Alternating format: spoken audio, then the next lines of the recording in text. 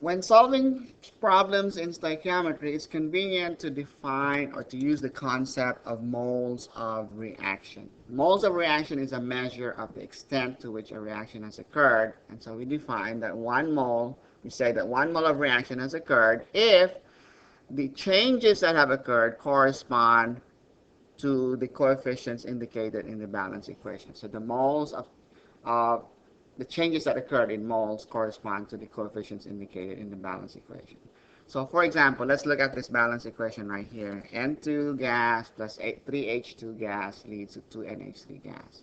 We say 1 mole of reaction has occurred, or we say this reaction has occurred to the extent of 1 mole if you have lost 1 mole of N2, which corresponds to also a loss of 3 moles of H2, and also corresponds to the production of 2 moles of NH3. Okay? Since things are directly proportional here, if we define X as our extent of reaction or our moles of reaction, then we can just say then the amount of N2 consumed is 1X. Okay, coefficient of N2 is 1. The amount of hydrogen that's consumed would be 3X, and the amount of ammonia that has been formed would be 2X moles. Okay, so it's quite convenient to define moles of reaction to solve stoichiometry problems. So let's illustrate that here with just a few simple examples. Okay. Let's say, again, we have this reaction, N2 plus 3H2 yields 2NH3. How many moles of substances are involved if the reaction has occurred to the extent of 0.50 moles? So you say N2, for N2, you have, it's going to be X, right? So you have 0.1 times 0.5, so you have 0.5 moles of reaction has occurred.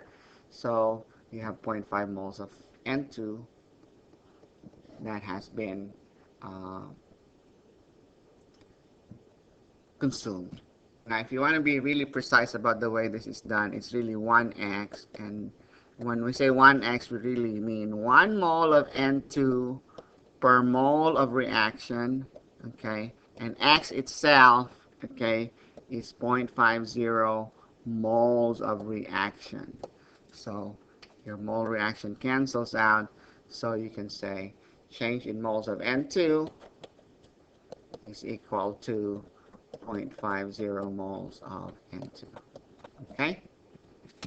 So how much of H2 was consumed? Then that would be 3x. So 3 moles of H2 per mole of reaction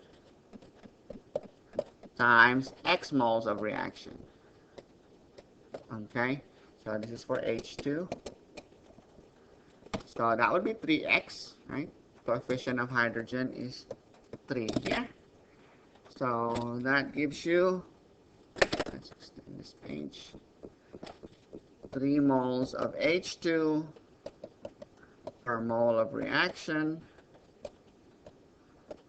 times x, in this case, is the extent of reaction is 0.5 moles.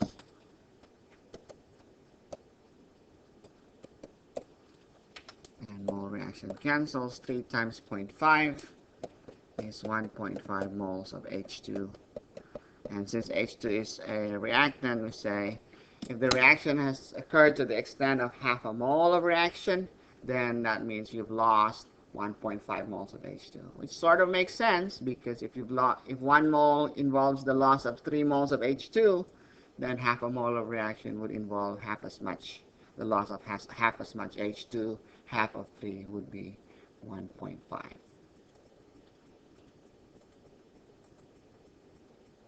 So let's look at this question now. If you have, again, the same reaction, N2 plus 3H2 gives you 2NH3.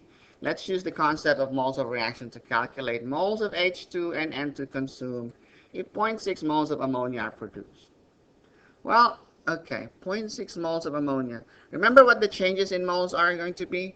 It's going to be X, 3X, and 2X, right? Those are the, if you use extent of moles of reaction or extent of reaction as a way of solving the stoichiometry problems, then the mole to mole ratio would be X is to 3X is to 2X. Okay, so we're saying then that 2x is the change in the amount of ammonia produced, so 2x is 0.6. So you can just say 2x equals 0.60. So x equals 0.60 divided by 2. That's 0.30, right? So now all you have to do is, so you can tabulate your changes in moles. For nitrogen, it's going to be x moles, right? X moles of nitrogen, so that's going to be 0.30 moles. And in the case of hydrogen, you're going to lose 3x moles. So 3x moles of H2 are gone, so 3 times 0.3 would be 0.90 moles of H2 would be consumed. And so you can see that it's quite simple to solve stoichiometry problems using the concept of moles of reaction.